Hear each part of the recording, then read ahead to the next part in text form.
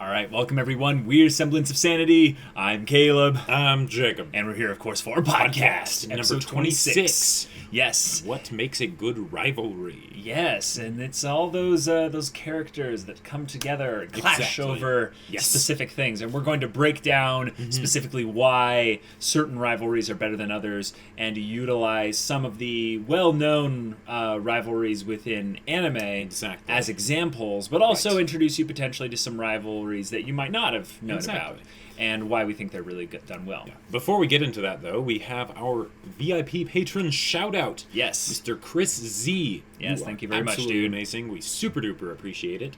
Yeah, you're fantastic. Yeah, appreciate the support, dude. It means a lot. It does. All right, so moving on into the specific ones that we believe capture this aspect there. We are going to be rating them in particular, which is something we haven't really done before for these sorts of things. Yeah, exactly. And this is something we might try to do more in the future with regards to kind of specific story techniques that are used, and then we'll rate them based on a system of how we think what we think defines a good execution of this. Right. And not to say that like what we come up with is like the end-all be-all or anything. There are absolute exceptions, but for us when we think of our favorites, it was these things that they managed to hit. And the 5 things that we came up with were parallel goals, personal stakes, competition or conflict, personal connection with each other, and the catalyst for the rivalry and the conclusion of the rivalry. Right, so those 5 things together are pretty rampant throughout all rivalries. Right. But it's the question of whether or not they execute these individual pieces well. Right. Because a lot of rivalries will nail the personal stakes. They'll nail the competition and conflict and the personal connection. But the catalyst for the rivalry is usually pretty weak. Right. Or the actual goals being in parallel with each other to necessitate competition. Sometimes those aren't there. Right. And what we've done is basically found all the ones out there that we would rank at a 4 out of 5 or better, and then kind of cut down the list to be a little bit more serviceable. Yeah, so we have 10 rivalries all together. And here's the other thing. These ratings are not based on like the character interactions per se, but how well they fit and execute that rivalry aspect, because there can be a ton of characters that are like antagonistic towards each other, but they're not really rivals. And that whole rival thing is a very, very specific key and pluck of the heartstrings that can be done in storytelling. So that is what we are talking about today. Right. And first and foremost, we have to, of course, start with one that we feel like needs no introduction due to the fact that we have done nothing but praise this show lavishly because it deserves it. It really but this does. Rivalry for our number 1 spot here is Zuko and Azula from Avatar: The Last Airbender. Yeah, like, okay, this one is just amazing. Like, they have siblings as rivalry, which is a very common thing. Yep. But if you think about like his personal stakes, I mean, very personal. And then, but one of the things that and I don't want to talk about this one, all completely. But one of the things that this one does so well is that they have multiple things that they're working towards that they are competing with each other for. Right. Their father's love, capturing the Avatar, and ruling the nation. Those are 3 separate things that they're both working towards. All in one story of one rivalry, and it's deftly handled. It's handled exceptionally well. And that competition and conflict is something that it shouldn't be mutually exclusive to one or the other. One of the things that you're going to notice in this list is we will call certain ones out for only focusing on the competition side of things, or only focusing on some of the antagonistic side of things with the conflict. Because Zuko and Azula are not always antagonistic towards each other throughout the show. We see that Zuko and Azula don't really see eye to eye on much of anything. But there are multiple moments in Book 3 where they kind of come together over some of the things that they're in competition with. The personal connection with each other is really strong because of the siblings dynamic, but it's also more so because they grew up learning a lot of the same things, but they each became completely different people. And then, of course, the catalyst for the rivalry starting at a very young age, it hits you right in the heartstrings because you see from Zuko's side a much more empathetic thing, and then from Azula's something kind of terrifying and cold. And then the conclusion, of course, is fantastic. And here's another thing that I think is a really good point to point out. At the beginning of this is that one of the major differences between rivals and just like straight up antagonists is that when they butt heads, rivals, it's because there's something that they both want, right? It's not because they just want to kill that person to show them that they're better or whatever. And in the case of Zuko and Azula, when they are trying to kill each other, it's because there is something that they both want that they're in opposition over. Right. So, and we will try to keep this relatively spoiler free. Yes. But we're going to be briefly going over a bunch of the next ones, as the rest of these are, of course, relatively done well. But some of them have specific spoiler-ific things that are reasons to explain why the rivalry is done well. The second one we wanted to bring up is Lucien Suzaku from Code Geass. In particular, their goals are very parallel. Yeah. They hit 5 out of 5 on this list. Their goals are very much in parallel in wanting to change society. The stakes are very personal for very spoilerific reasons. The competition and conflict is one that we were actually considering giving them only half credit for, but then we realized because of the dynamic in which they both aren't necessarily aware the whole time that they're in conflict or competition with each other. Exactly. It actually makes it pretty well done. And we were also, for a while, I was because we both thought of this one, and I was like, well, Caleb, is that really a rivalry? Right. Because they seem to just be enemies for a lot of the time, but because of the complications surrounding that, it just sort of works, and the idea that they're both working towards the same goal, even if they're on completely different rails of the story, so to speak. Their personal connection with each other is very strong. Their backstory, and the catalyst for it is pretty good. And the conclusion. They say the conclusion is near perfect. The conclusion is near perfect. If you haven't seen Code Geass, watch the first 2 seasons for sure. Yeah, for sure. The next one here is one that gets related a lot to Lucien Suzaku's one, but I'd say in some ways it's better, but in other ways it's so ambitious that it actually doesn't really hit in some things it does more than 1 point on it. Exactly. But we're not going to be rating things like that. Yep, because we're weighing things on what are all the points that it hit. Right. And in something like L and Light. Right.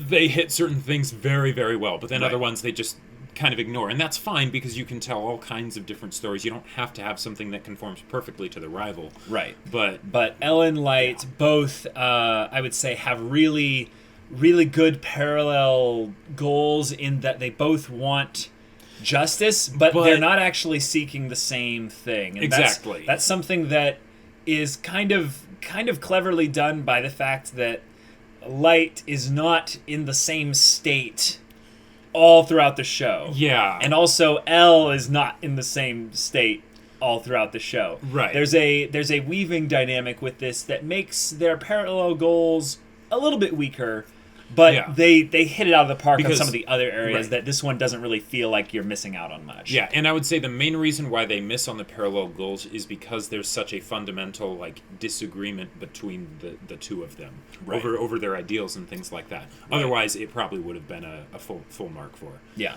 Next one, personal stakes, nail it completely. They're both staking everything they have on this. And in fact, almost psychopathically so. Oh yeah, that's even a word on the side of Light, and somewhat with L as well. And the competition and conflict is god tier. Like that. This is where the show just kills it. Yep. Is the competition and conflict is next level cerebral, just madness. The reason really why people like this show so much is 100% because of that. Yep. And the reason that people hate on it a lot of the time is simply because it wasn't like that all the way through. Exactly. And they wanted more. They're like, this is so But when good. it was good, it was good. Yeah. The personal connection with each other, it's pretty good because they spend a lot of time together, especially once you've gotten about about a third of the way through the show. Right. This was one of the other ones where we were a bit conflicted about it because we're like, okay,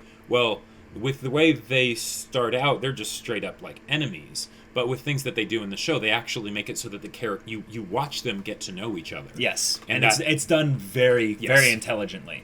The catalyst and conclusion is one where I would say things get a little bit bit iffy. Because the main issue it's not actually the conclusion. No. Because the conclusion is great. It is great.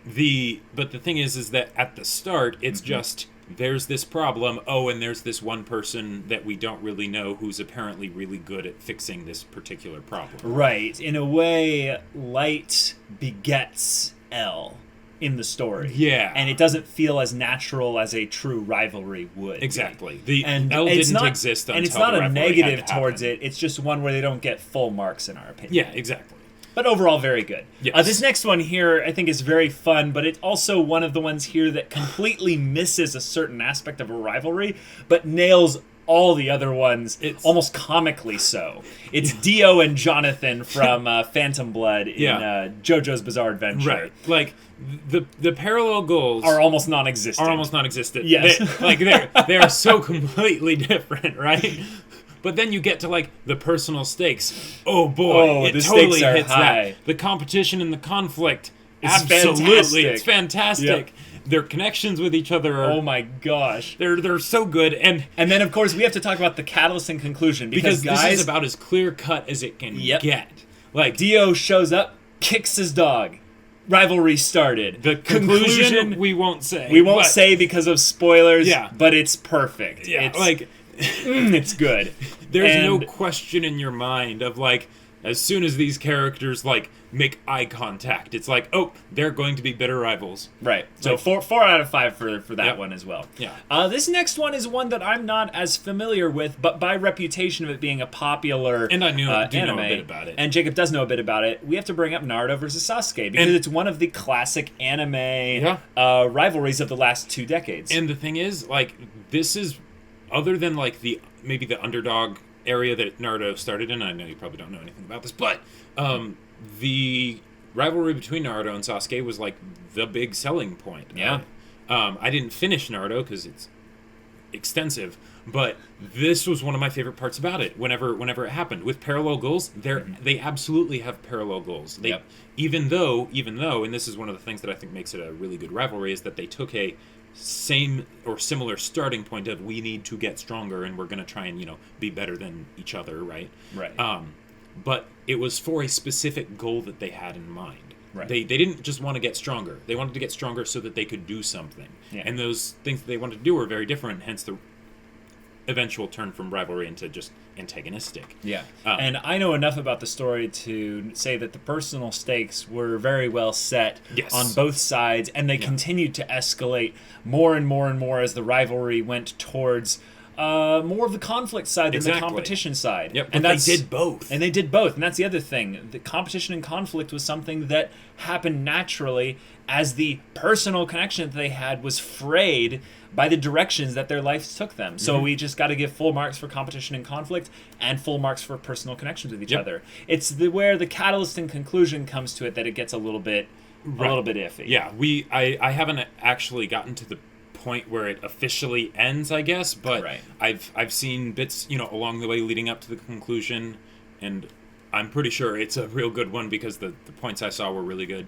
But again, with the catalyst thing, there isn't a big reason for them in particular to become rivals. Right. They do a great job of it once they get that started, but it's a slow, drawn-out bit that could be seen as maybe a little bit more natural when it comes to not things having this quick about turn. Yeah. But in general, that's where if anything, we would take off marks from it. Otherwise, it's a near perfect and then rivalry. There's this other one, which is amazing, which is Deku versus Todoroki. Yeah, and we're not bringing in Deku versus Bakugo because we feel like Deku versus Todoroki is a much better handled rivalry. Because Deku and Bakugo, they do something really interesting where they make it a one-sided rivalry. Right. So you're expecting this thing, and Bakugo's expecting this thing, but Deku actually just wants to be friends. Right. But their goals are extremely parallel. They're both trying to please people, but they're not actually feeling as restricted in their ability to act because they're trying to both be their own person in that way as well. The stakes are super personal. The stakes are super personal on because there's emotional baggage on both sides. You want each one to win. Yes. And that's something that not a lot of times happens. And that brings it into the competition and conflict, which is done in a way that's very concise.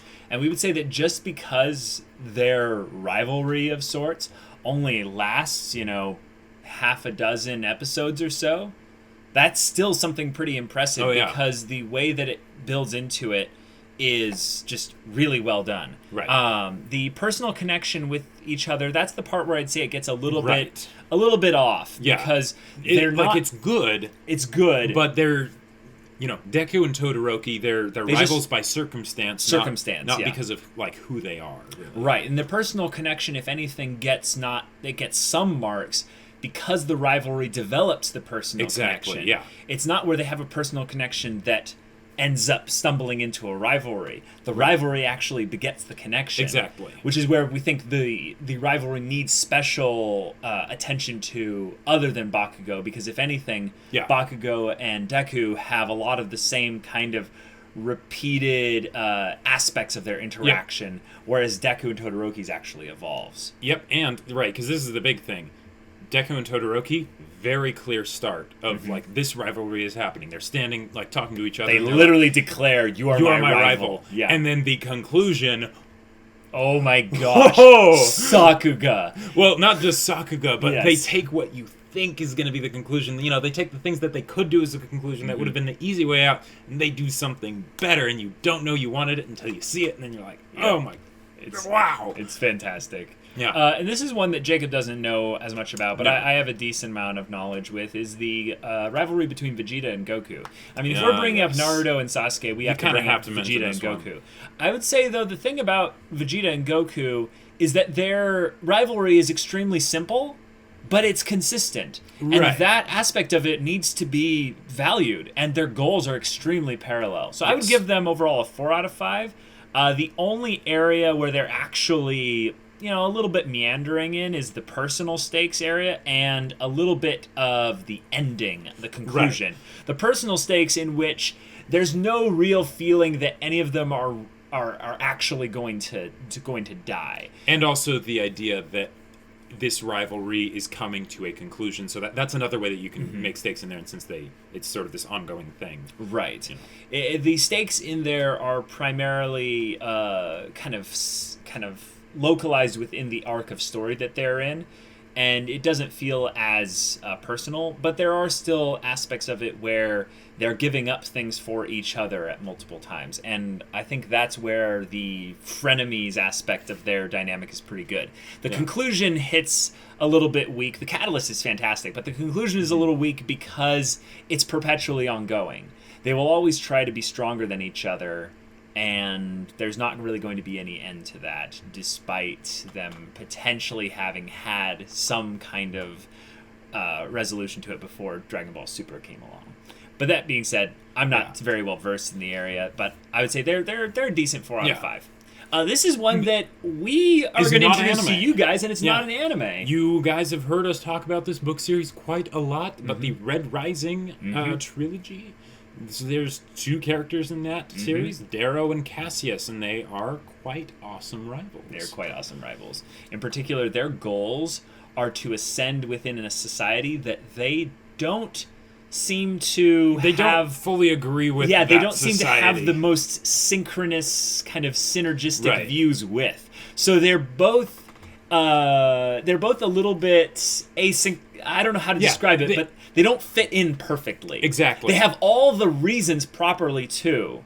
Exactly. Like, they have all the capacity to, but for some reason they don't. And the reason we would give this one half points is simply because in this particular society, trying to ascend within it is... Everyone's trying to do that. Everyone's trying to do that. So it's not unique, and it's not really a special goal. Right. So overall, it works, but it doesn't get full marks. It could be a bit stronger. Yeah. The personal stakes are fantastic. Are fantastic. They do it really well. These characters have a pseudo-brother, pseudo-frenemy dynamic that's really well handled. Yep. And so the stakes are, of course, very well done. It's just great. The competition and conflict is the only one we're going to give partial credit for because of how separate they are at multiple points in the story. And also because there's a very clear different type of rivalry depending on which book you're in. Exactly. So in the first book, it's a very different type of rivalry than it is in the second book. And in the third book, it's it's almost full all-out like conflict than it is rivalry. Exactly. Yeah. So overall, though, we'd still give it some props for the competitive aspect. Well, I was actually going to say for the conflict. Okay. Because awesome. in the first book, I don't think they didn't really go into the competition as much. Gotcha. But whenever they did conflict, it was serious stuff.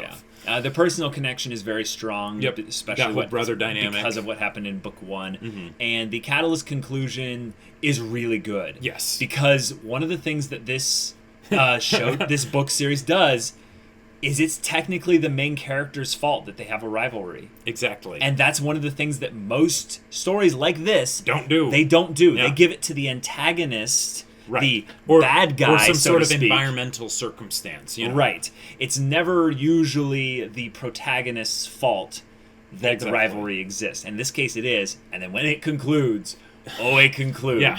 And it does. Good. This next one is Sayaka and Kyoko from Madoka Magica.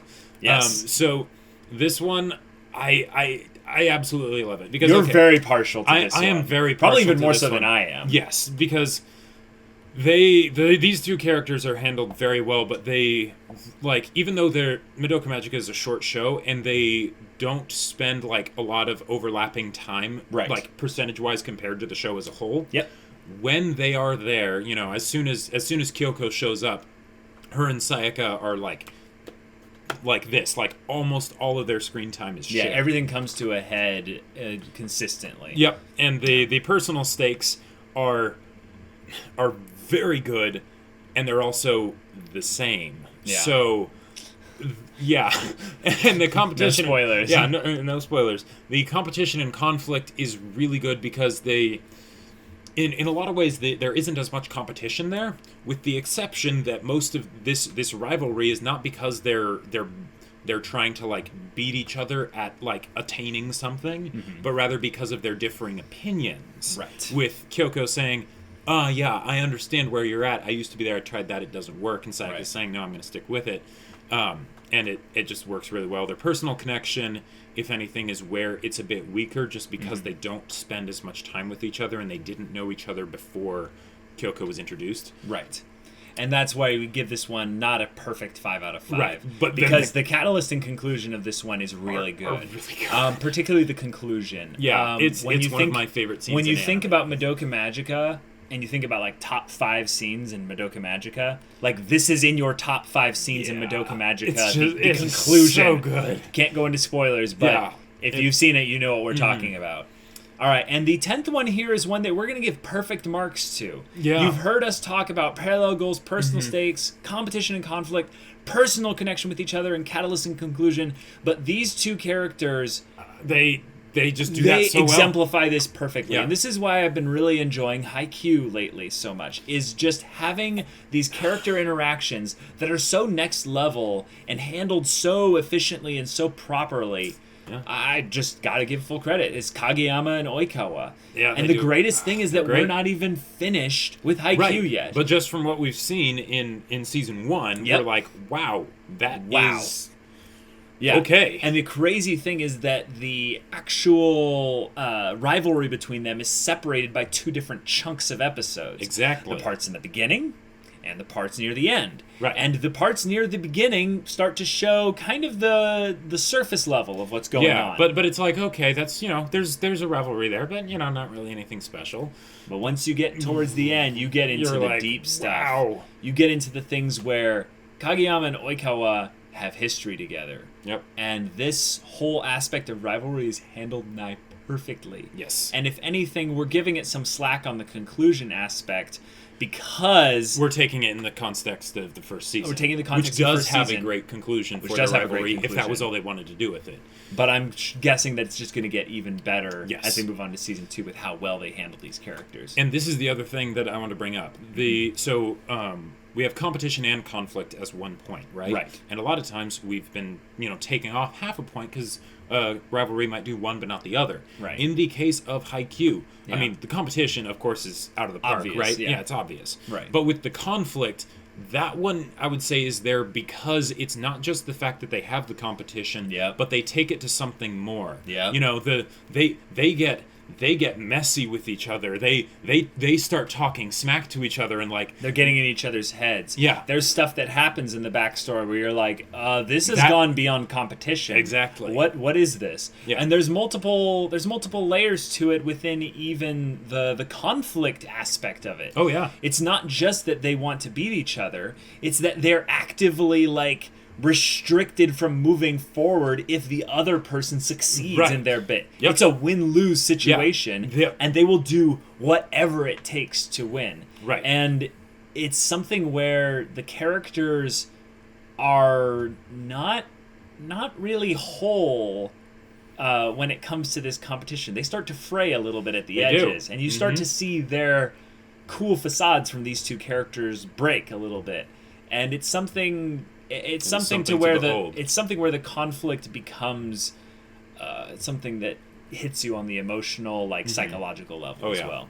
Yeah. So overall, those are our 10 rivalries of note that we have pretty good experience with. There are a couple others that didn't make it into this list because we just haven't seen the show or something like that. But what are some of your favorite rivalries? Yes. Take our 5 categories. We'll put them in a pinned comment in the video. But let us know like how you think that they attribute to these 5 things, or what you think would be an additional kind of metric to measure a good rivalry by. Or if you think or you think our scores are trash. Yeah, I'm like, this is like, re-rate them. Naruto and Sasuke should actually be a 3.4 or a 5 out of 5 or or whatever. And then of course, let us know if you have any questions or any comments or things you would like us to address in a future video. Exactly. Because we're about to go into the question section of our video right. where we will answer questions from the previous podcast video. Yes. So, you ready for this? I am. So the first one is from, and I'm probably butchering your name, but Fayez Ascaryar. Ascaryar, yeah. Have you guys thought what your power or Hatsu technique would be in the Hunter x Hunter power system within your Nen category? Well, just for clarification, Jacob is a manipulator. And he is I'm a specialist. And I would say I have not thought about it. I think that it would be cool to have that be a discovery bit. But what I've noticed just within Hunter x Hunter is it seems like the characters don't discover their techniques necessarily. They discover their specialization, but they more train their techniques. Or at least very much for specialists. Well, yeah, with specialists, I have no idea. So I just say I haven't really thought about it. But hey, ask me the question again in a future video. Right. Maybe I'll have thought about it by then. Yeah, because the thing is, I wouldn't have pegged myself as a manipulator before I took the test, but now I see what they mean. So it would probably be something from the standpoint of strategy. Like it'd be yes, it would be it would be like probability / future manipulation. Whoa, jeez, that's OP. All right, I mean, if something like that exists and it's something that could be done, like that would be what I would be wanting to do. Cool. We've got Raksha Krosha. Question: once you finish a book, show, video game, or whatever, which has some kind of unclear message, do you go on the internet searching for theories / explanations, or do you prefer to keep your own vision untouched? I would say it's a mixed bag. I definitely did that with things like the Mass Effect 3 game. I was like, is this really all that they had in store for us? And then there's other things where, like KOTOR 2, as a video game example, I didn't go on the internet. I really liked the stuff that I came to the conclusion of with that. And then with shows and books, there's no definite thing for that. But video games, I would say it's clearly a mixed bag. Books, I would say I rarely go on the internet. Shows, it's a mixed bag. I don't know. What about you? For me, I don't put too much stock in the word of God of anything that the author says outside of the story. Gotcha. So, I very much... It's all subject to interpretation. It's all subject to interpretation, right. It's art. That's the whole point. Right. So, whenever I have something that, is ambiguous, say, I don't know, a particular ending from an anime that's absolutely amazing that I won't go into here, but there was something that made me wait a minute. So I actually went online and looked and what's the authorial intent behind this? I know which one you're talking about. And then decided, nah, I don't care. I'll just since they had it ambiguous in the story, I'll just keep it at that and Yeah, that's cool. All right, the one and only Lego Alex. Do you watch one episode of your current series just once every week, or do you sometimes record episodes back to back? The answer is both. We don't usually watch episodes back to back, but every once in a while we'll do that if we get behind schedule. Or if it's just really, really good at that point. Yeah, but even then... let's just, do one more. Yeah, but even then, we don't do that We don't do that often, yeah. And if anything, we're just trying to make sure that we never hit a point where you guys are left a day with no reaction happening. Exactly. So, at the very least, if something goes horribly wrong, something could be like an hour late. Right. Yeah, but we want to be consistent with that. Right, and we also want to make it so that since this is all about our reaction to it and discussion of it and stuff like that, we want to make sure that we don't get basically too inundated with this one show itself and lose that appreciation of the things that it does in unique ways. Yep, definitely. Ruby Trash asks, do you have any tips on how to make a villain more menacing and or personal? Well, if you want to make him a rival, that can help. Yes, but you don't have to. That's a very good thing. I think that the personal aspect, I don't want to speak to the menacing thing because that's the aesthetics of a villain, I think. Yeah. And the thing about the personal touch of a villain is really showing them make that transformation. Because I don't believe in the villain kind of characters. I believe in the antagonistic characters. The contemplating characters. puppy kicking, Well, yeah. No. That can be done in a silly way, but they're trying to make their villain more menacing and or personal. Exactly. So I'm trying to think of a menacingly personal villain. Yeah, because if you think about it, it's when I want to see the transformation. Right. When characters do menacing things like villains, antagonists, or whatever, or even protagonists. Yeah. The reason it's menacing is because this character, we have a personal connection to them, right? So if some random Marvel villain comes through and is like, I'm going to destroy all of creation, right? Don't care. Just every existence is gone. See Dark Elves from Thor: The Dark World. Exactly. Or I'm going to open the dark dimension, right? I don't care. Yeah. But if you were in a show like, say, My Hero Academia, and then Deku got twisted somehow to the point where he's like, I'm going to burn it all. Yep. I would care about that. That would be terrifying. That would be scary. To the umpteenth degree. So yeah. It's really on delivery, and it's focus on the personal first, the menacing second. Yes, make them feel like an actual person. That way, when they decide to do something, we're actually imagining that. Especially happening. if it's in alignment with their goals and ideals. Yeah. Jake HKD asks, what story, regardless of medium, has left you feeling the worst because it executed its story so well that you were really emotionally affected? Okay, so anytime dogs get killed in stories, I'm really emotionally affected. And there was a book series called Where the Red Fern Grows. It was really messed up. It's a story where I don't care. Spoiling, who cares? You don't have to read this. Yeah. Well, and if you haven't read it by now, it's about a kid who goes his whole life basically wanting dogs, and he gets 2 dogs, and he has his adventures with them. But then one dies, and the other one dies of heartache alongside the dog that just died. It's like life just kicking you in the balls twice, in a row. It's really bad. Yeah. I had to sit down. Because I think I read that also when I was young. I read that when I was 11 years old or something. Oh, yeah, and it just traumatized So it just why? I knew in my head at 11 that you're not supposed to kill the dog. Right. But then you're not supposed to kill both dogs. Right, and especially in not Old when that's... Yeller. Yep. In Old Yeller, they killed a dog, but it'd be like if Old Yeller's kid that they had immediately died after that because Old Yeller died. Yes, exactly. That's where the Red Fern And even grows. in Old Yeller, it was this thing of oh, a dog, cool. It wasn't, I've always wanted dogs, and I'm going to work really hard so I can get dogs and and raise them myself, and then Yeah, it's basically those stories where they raise the lamb to slaughter specifically to get you at the heartstrings.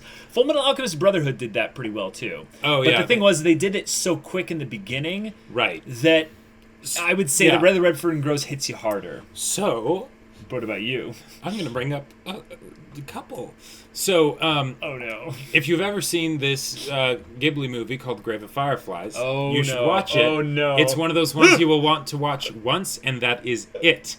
I was actually a real jerk one time. Oh no! And a friend of mine was actually going to go on a date, and I was like, "Hey, let's watch this great movie first."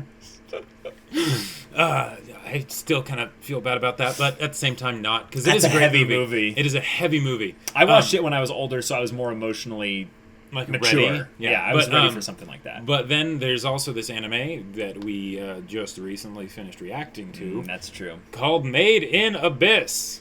And we will not say any more. We will not say any more, but yep. You're never ready. Yeah. All right. Ma Mew asks, "Hi, you brought up the Kingkiller Chronicles." Wait, hold on. I thought of another one. A silent voice. Okay, and this is a weird one because it's mostly in the beginning. But yeah, Anyways. I see why it was for you, but that one wouldn't do it for me. Okay. Like, I can see why, though. Hi, you brought up the Kingkiller Chronicles. I definitely agree that it's a great series. It is. Have you perhaps read books set in the Cosmere from Brandon Sanderson? Jacob? I have not read a single Brandon Sanderson book, and But we've watched a bunch of his lectures online. Yes, I've marathoned his lectures on writing and stuff. He's a great writer. Yeah, great writer. That would be so awesome to have but I haven't gotten around to it. Okay, we've got to. Yeah, exactly. It's like Legend of the Galactic Heroes. It's one of those things where it's like I should do that at some point. Yeah. But at the same time, that's a lot of content. It is. All right, next questions are from Isotropy Anime. There's 2 of them here. Which of the current anime you're watching is your favorite so far? That's like picking between children. I know, but let's just do it. And let's just do it 3, 2, 1, go. Like, right? okay, wait. So we don't want to be influenced by the others' decision. No, I know. But so if it's ones we're watching right now, since we've technically finished Made in Abyss, that one is off the table. So what we have is we have Haikyuu, JoJo's, Hunter x Hunter, and then Ancient Magus Bride, and you're really bad at remembering. I am really bad at remembering. Okay, but yes, right. So of those, what's the favorite? 3, 2, 1, go. JoJo's. Haikyuu. Yeah, I knew you were going to say Haikyuu, and cool. it really was like a tough pick between those two because they're both just amazing. Right. One of the things that's really cool is that the shows that we watch are kind of all amazing. Yeah. So there's no real loss between choosing one. All right, exactly. And the next question is, which JoJo's character would you want to meet in real life? Obviously, Dio. Well, I don't have any puppies for him to kick, so I'm safe. No, Speedwagon. It would probably be Speedwagon, because I think Speedwagon would translate well into a modern era. I think Joseph wouldn't work that well. I think Joseph has a little bit of character problems. I think that if I wasn't deemed immediately useless, I would be very interested in meeting Wham, the Pillarman. I really enjoyed his character. Yeah. But if I had to just choose one, it would be Speedwagon. Come on. Yeah, because it'd be Speedwagon. Yeah, because wait, hold on. Lisa. If I was an older man and still single, I would meet Lisa. Lisa is a badass. Yeah, but she'd probably just put on her sunglasses and then turn and walk away with her scarf fluttering in the wind. Don't care. Still You'd be better. Worth it. Worth it. Yeah. Probably Speedwagon though. But yeah, how can you not choose? Final questions from Little Duck. What are some of the interesting things you've seen done with the mentor trope that have really stood out to you? And what are the strengths and weaknesses of having this type of character in the story? Ooh, well, that's a really good set of questions. Yeah. Because the mentor trope starts to look very similar the more you look at it. Exactly. Because but the reasoning why it exists in the first place is really good. When you have some situation where you have a character that doesn't know what to do, they're not at that competence level yet where they can really survive and do all that stuff. And especially if they're thrust into a world that they don't understand, having a mentor there to help guide them through it is great. Not just from the standpoint of being able to give exposition in a way that isn't obvious, but just as a personal thing. Imagine if you're in a land where you don't know and you can't do anything and stuff like that, and someone says, "Hey, I'll help teach you the ropes." Right. That's huge. Yeah, I think that my favorite, most interesting, kind of most unique mentor trope character I've seen out there is Kamina. I like Uncle Iroh the most, but he is the exemplification of the trope too much. But if I want to say someone that was interesting about it, Kamina being the brother of Simone, being someone that originally has a very interesting kind of arc within his story. Yeah.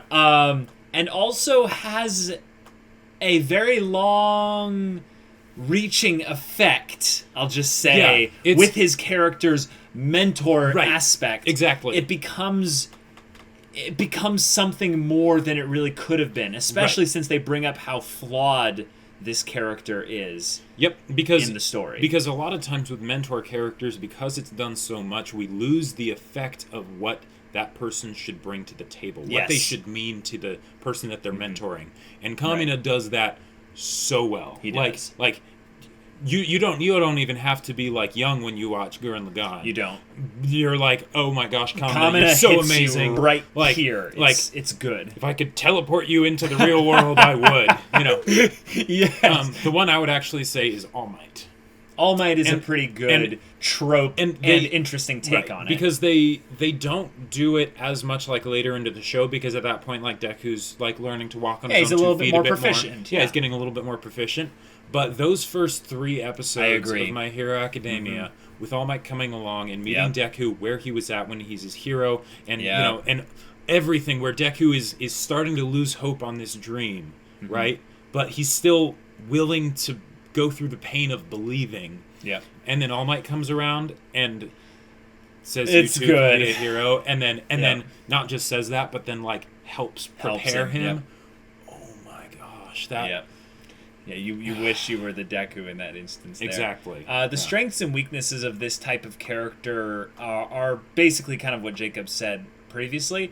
The only weakness is, I would say, that really having this character in there is they can turn into an exposition character. Yes. And I would say that having a mentor role is such that they should encompass some aspect of the goal for the mentoree. So in their character, they should not be just the main character but older, and they shouldn't be an exposition dump character. One of the things I've seen in a couple weaker stories is that the mentor is literally there as the introductory person to the world, and they just keep dumping stuff on the main character without having any actual character to them. Exactly. It's one of those things where, and this is actually from Brandon Sanderson's lectures, is he talks about how when you're making a story, you want to talk about he calls the difference between being a cook and a chef. Anyone can cook and take some list of ingredients and throw them together and make something that's good, right? Right. But the reason that the chefs are so important is because they know why all the ingredients go in there. They know what they do. Yep. So they know whether the ingredient should be in there or not, and how much of it to use. Because the idea of tropes in general, not just the mentor trope, but tropes are there to be used. There's a reason they exist in the first place. Right. But you don't want to use them blindly. You want to know why they're good and use them in fresh ways, not in ways that will just feel bland, because that's all people have really tasted, in stories. Yep. So, good stuff, man. All right, guys, this is a great podcast, number 26. Yes. Again, leave your questions in the comments. We'll answer them in a future podcast. And we'll see you in the next one. But until then, we're Semblance of Sanity. I'm Caleb. I'm Jacob. And we'll see you all next time.